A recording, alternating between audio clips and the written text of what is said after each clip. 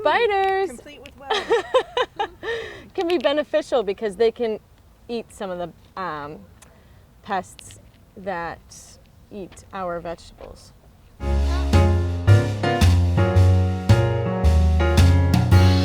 Hello, Somerville gardeners. Welcome to our next to last garden workshop here today with the Green City growers. I'm here with our farmer Maya from Green City, and she's going to tell us what we're up to today in the garden. Hi, so I'm really excited to start with fall. It's feeling very cool. We're going to start with some routine stuff, just harvesting as much as we can, and then we're going to go through and just do weeding and take out some dead plant matter. And then we're going to scout for pests, and we're going to focus on different kinds of pests to be looking for at this time of year.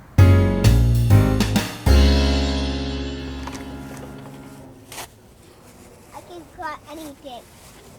And then we're going to harvest this eggplant. Ready? There you go. Oh, it's a little tough. Here, I'll help you up. There you go. Nice job. I did by myself. You did it. Nice. Yeah, maybe we can go through and get some tomatoes. I have 3 different colors of smaller gloves. Oh, Brady, would you like smaller gloves? Yeah. And you can keep these, whichever color you like best. If you want to harvest some of the tomatoes, you can go right ahead. This variety is actually, it just turns like a pretty bright orange, and you can feel it. Like this one's ripe, it's a little bit squishy. Oh, and that's too ripe. Thank you. And then these ones that still have too much green, we'll let those ripen up a bit. Thank you. You're welcome. Here, Beth. You got that one in? So we're I got all of them. There we go. Awesome. Look. Wow, nice. Okay, so what do you think about harvesting some kale? Ooh. We got some pretty cool looking kale. Oh, I see a radish all the way back there. Huh? Radish? Yeah, look. Oh, I think that's a tomato. Yeah, that's a big tomato. I want to harvest that big tomato. That one, we have to wait till it turns red. It's still not ready yet, but we can harvest some of the kale. Yeah. So these, they're so sensitive that we probably don't even need the clippers. I can take those for now. These you can snap off just with your fingers, but you'd still want to do it pretty gently. So I like to get any of the ones that are about the size of my hands or bigger. So do you want to snap off this one right here, that bottom one? Yeah. Real gentle. I don't really know. There you go. I did it. Yeah, and then maybe this one. Go. Oh, here's a bag. Maybe this one right here.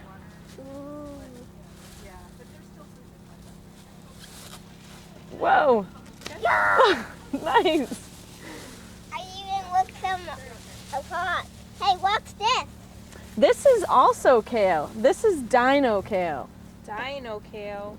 Ooh, I'm gonna take the whole thing. Gentle. Yeah, so you want to be really gentle and just get some of the bottom leaves, okay? Some of the ones that don't have any insect bites, like these. Do you want to put these in a bag?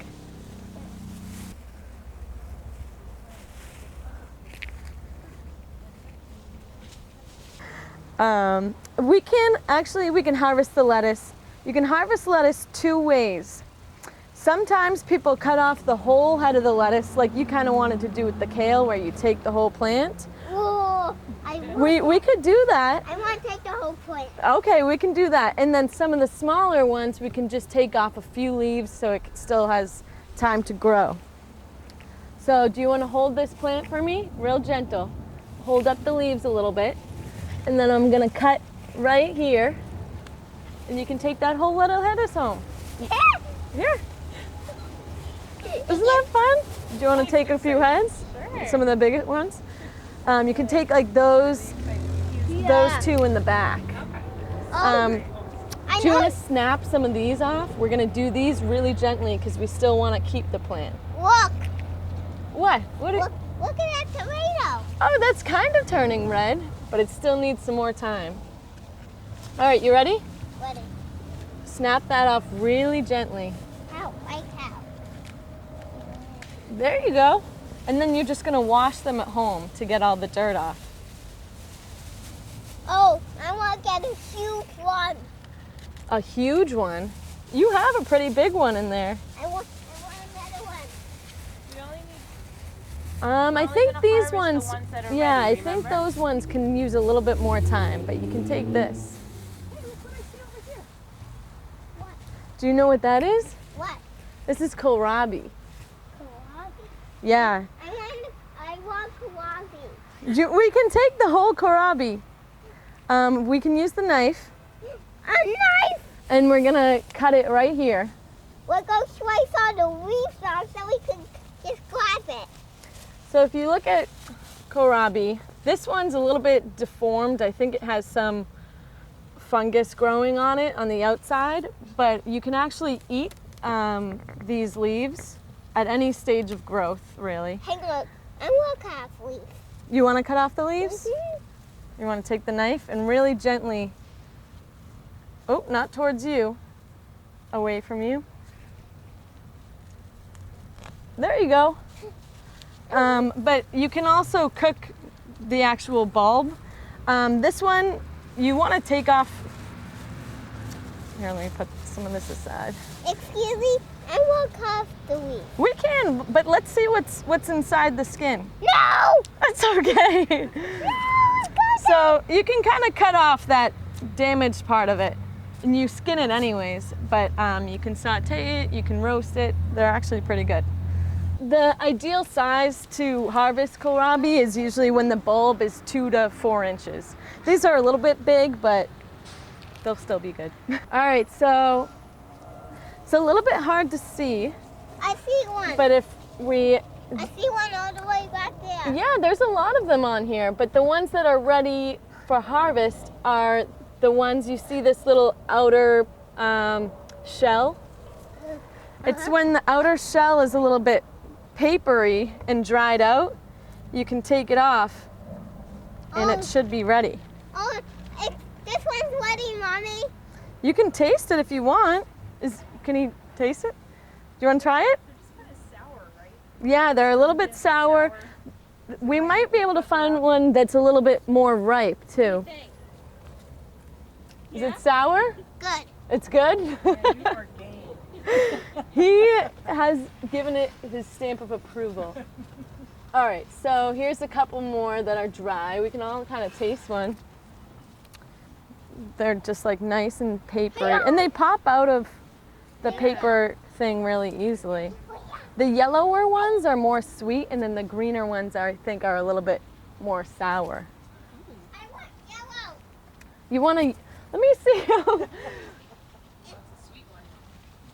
one that's not so sour. More ripe is less sour. Oh, this one's probably pretty sour. Yeah. Mine is just sprawled all over. Oh, here's a pretty yellow one. I just knocked out my shoe. Do you want to try this one? Tell us what you think.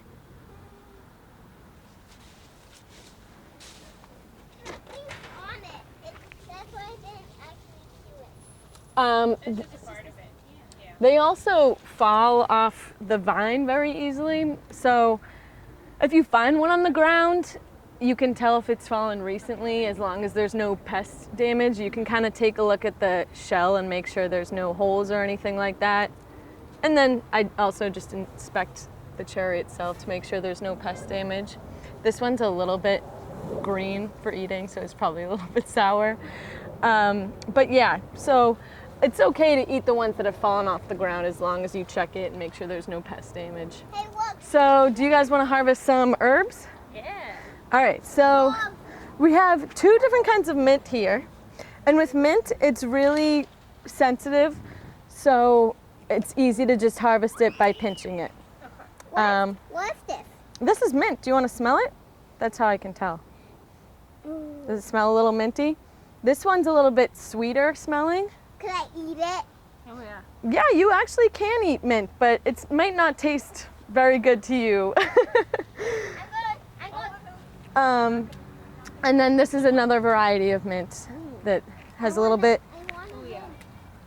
more of like a Yeah. classic mint scent, Yeah. you know what I mean? But yeah, feel free to harvest as much of the mint as you want because harvesting is really good for its growth. When you take off parts of it, it gives more air to other leaves and more sunlight, so it'll promote growth. Do you want to harvest some mint? Yes. You can snap off as much as you want. I want a lot. All right, then I'll give you a bag. This is nasturtium. You can eat the flowers of this. Oh. Do you want to try it? It's they're a little bit spicy, tangy. Oh, I don't like spicy things. No? Well, Mommy, try the spicy one. She can taste test. It's not Mommy. crazy. It's just a little bit of a kick. Oh, it's not too spicy. You could taste it. Is it a lot spicy? Not at all. Go ahead. Eat one of the petals. See? Not spicy. No, it's not Spicy. too You bad. want to taste some more? No. Okay. You can put it on a You had enough for salad. today? Yeah, I actually want to take the leaves of it. Yeah, you can take the leaves too if you want. Another herb that if you want to do is sage over here. Oh, I want another Another herb? Yeah. All right. So this one I'm probably going to take the knife out because it grows all year round, so it's a little bit thicker. So I really like the knife, so maybe I could saw it. Maybe you can hold it and I'll saw it for you. Do you want to smell that? Can I smell too? Oh no, it's poisonous. Can I smell it too? Oh yeah, that smells good. So with Let me these, smell it again. again, to promote growth, it's really good to harvest them. But I just like to cut it right before another set of leaves so that you don't really see where you pruned it. Nicely. Want to smell this one?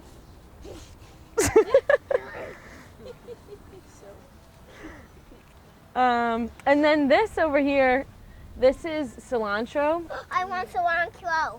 but it bolted. So these are actually coriander seeds in the making. So once it dries out, the seeds will be coriander seeds that you can use. you go. So hopefully by next time they'll be ready and dried out. But I wanted to talk a little bit about garden pests because this time of year is a really good time to be looking for them because next time we're going to be taking the majority of these plants out. So we just want to promote their growth as much as possible, and we can do that by just scouting for pests and treating them as much as possible so that they can grow and produce as much as possible. So the first thing we kind of want to do with scouting for pests is just looking on the underside of leaves and just squishing them on contact. That's the most basic way of doing it, but you can also spray for pests. At Green City Growers, we just spray organically, but I brought probably one of our, like the least, I guess, like, Non-toxic. yeah, like least abrasive or Okay. like It's not the harsh. safest, yeah, the safest possible spray that we have for insects, which is just a mixture of alcohol and soap. What it does to the insects is just dries them out. So I brought a few examples because it's good to know what you're looking for. On kale, a pest that loves sucking the sap from them is aphids. So you can see on the underside of them, there's all these little gray bugs. Do you see them?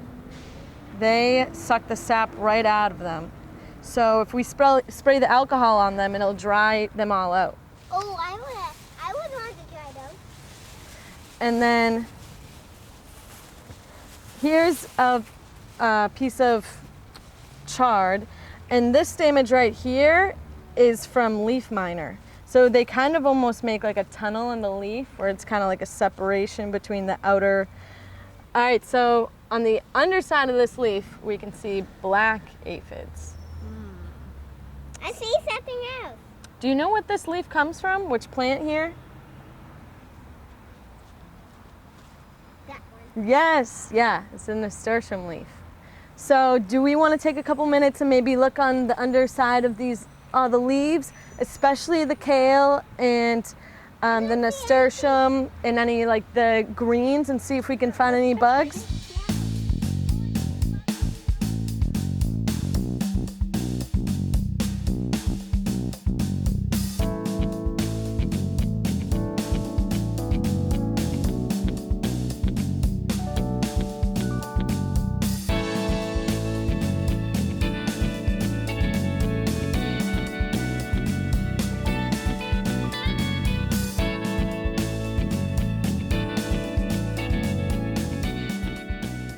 There can also be beneficial insects.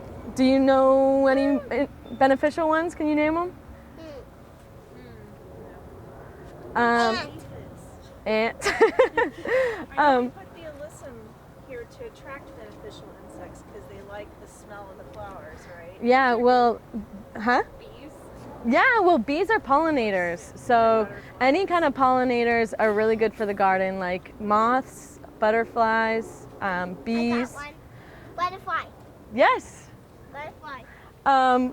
But then there's also insects that eat things like aphids. So ladybugs eat aphids, which is really good. So yes, exactly. Some people even buy ladybugs and like release them in their garden as kind of, and that's like a great way to naturally control pests without having to spray anything, because really the goal is to spray as little as possible and try and treat plants as organically as possible and as naturally as possible. Last session, we planted some turnips, some radishes over there, and then we also did some transplants of spinach and chives. So here they came up very well. What I like to do after they come up is thin them out, just so that they're not competing with each other and they have plenty of space to grow and breathe. So how I'm gonna thin these out is I'm gonna just make one row and kind of space them like 1 finger's length, because turnips are gonna grow underground as bulbs kind of, so we wanna make sure they have plenty of room. So sometimes it's a little bit tricky because the seeds can wash into the same section, like you have this huge clump here. But yeah, you just gotta try your best. This is kind of the spacing I'm gonna go for. And it's not always a perfect row either. We planted these radishes the last time I was here. Radishes? I would love to take radishes. Yeah, hopefully they grow by the next visit. But these, sometimes the hard part about seeding and not coming back right away is they germinate and then they kind of get a little bit leggy, so they get a little bit like longer than they should. The soil really should be like up to here. But I like to just thin them out so that they have plenty of room to grow and become mature, and especially with radishes like the turnips, because they'll be growing underground, so they'll have like a little bulb.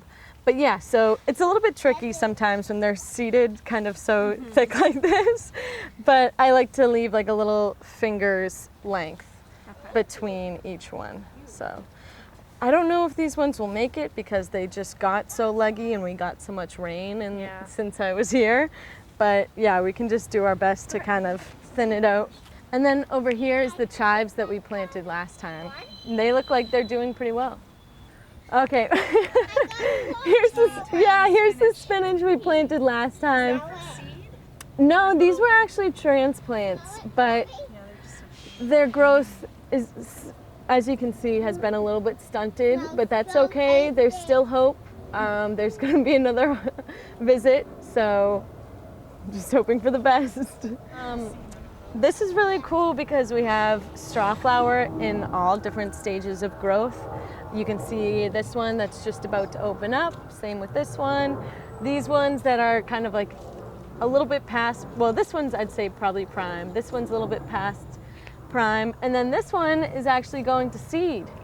So the wind blows them and then they'll reseed themselves elsewhere, and the circle of life continues.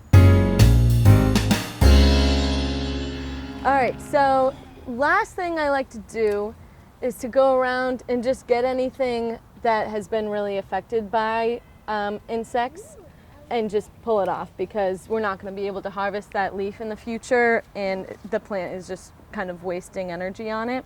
So just going around and collecting any dead plant matter that you see, and then getting any weeds out that you see. And then is this like a runner for the mint? Yeah, mint spreads very aggressively. So you can see here, Yeah. anytime you plant mint in your garden, you definitely want to stay on top of it, because they have runners like this that will spread. And they're also perennial, so they'll come back. Well, that's all I have for today, but we can probably spray those. And then if you want, you can harvest anything of like more herbs as much as you want. We can stick around if you guys have any questions. What is these? This is mint. Oh, I want to pick one. I love mint. You can pick as much as you want. But I'm just gonna spray the bok choy just as a preventative measure, because it's just alcohol and soap, so it can't do any harm. We can't visibly see any pests on it, but this is a really safe spray as far as insecticides go. So we're just gonna spray it as a preventative measure. I have an idea how to keep away the bugs. We can spray it on the food that we have that they like. Yeah, that's exactly what I'm gonna do. So I'm gonna spray the alcohol on here, and if there's any bugs on here that are currently causing this damage, hopefully they'll dry out. And go. Yeah, that's exactly what they'll do. And then hopefully next time we'll be able to come back and it'll be ready for harvest. There'll be enough leaves.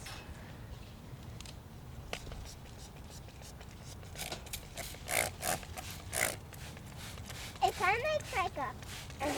Yeah, kind of.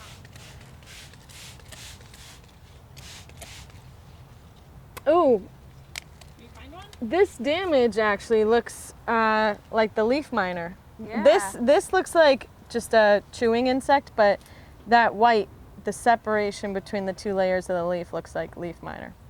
So it's a pretty good example. Maybe when they come back, though, maybe if the bug comes back to damage, and maybe if the bugs come back to eat their favorite food that's ours, maybe they will actually dry out and go. Yeah, that's what the hope is. That's the thought process. Bye bye bugs. That's why they eat us. Bye bye. There we go. So today we did some harvesting, we got some dead plant matter out of the garden, did some weeding, and we really focused on pest control. We learned a little bit about beneficial pests and common pests that we find on the plants that we have here at the library.